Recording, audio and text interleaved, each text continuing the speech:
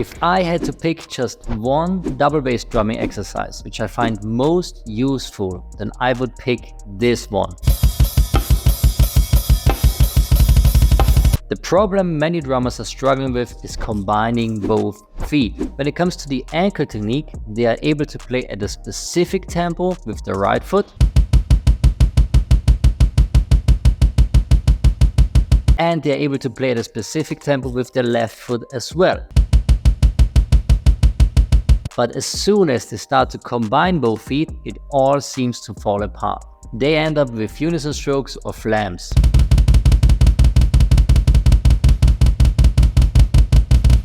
So basically they get everything except a tight single stroke roll. The reason why this is so incredibly frustrating is that at that point you are so close to finally playing tight single stroke double bass. You invested time to learn the ankle technique. You followed the guidelines that are just using one specific muscle group. Your upper leg is relaxed, and now there's just this one final piece of the puzzle that's missing. Instead of tight sounding single strokes, it all just sounds like a big mess. To solve this, we need 3 things in place. 1, make sure that you got the correct motion stored to your muscle memory. If you are going for the ankle technique, then you want to be able to play for long periods of time just using your calves. And make sure that your upper leg is relaxed at all times as well. Remember, you want the weight of your legs on your pedals at all times. So first, practice with each foot separately. Notice how the technique feels and make sure that you get a consistent beta swing. Number 2, consistency. Learn to play with the click. When using the ankle technique, you want to find your specific starting tempo. For most drummers starting out, this is between 160 to 190 beats per minute. Be aware that the most comfortable starting tempo for your right foot might not be the same as for your left foot.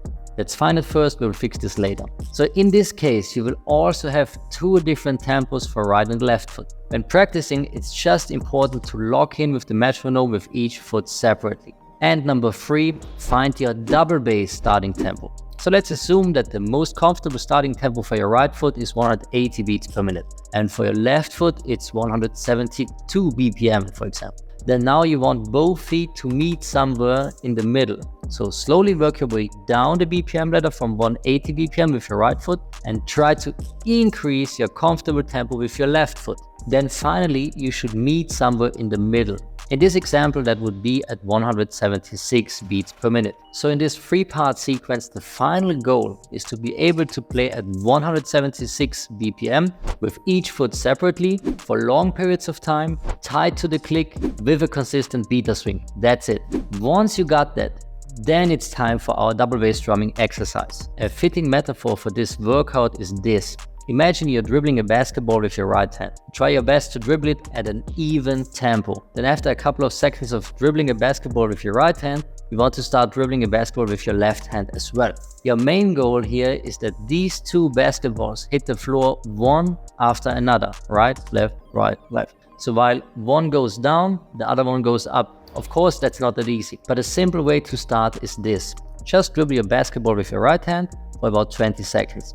Then add in the left basketball and just try to let it drop at the exact right time. If you're lucky, the left basketball will hit the floor right after the right basketball. Great. But after a couple of seconds, chances are really high that both basketballs might hit the floor at the same time again. Fine, all good. In this case, just catch the second basketball and continue to dribble just with your right hand. It's important to never stop with your right hand with this exercise. If we now transfer this onto the drums, this exercise looks something like this. Start bouncing the right beta back and forth at your most comfortable tempo.